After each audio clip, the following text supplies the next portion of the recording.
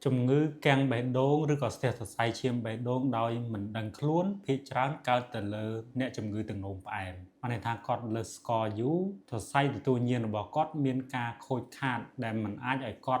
từ tu nhiên ở đấng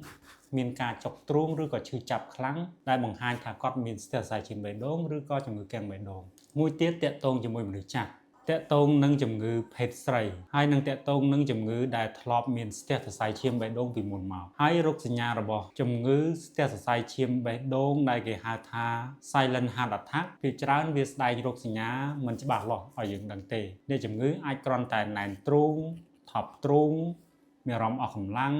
ឬក៏ហត់ជួនកាលគាត់អាចចុកនៅចុងដង្ហើមឬក៏ឆ្អល់នៅចុងដង្ហើមដែលអាចឲ្យយើងច្រឡំនឹងជំងឺផ្សេងៗដូចជាជំងឺកាពះជាដើម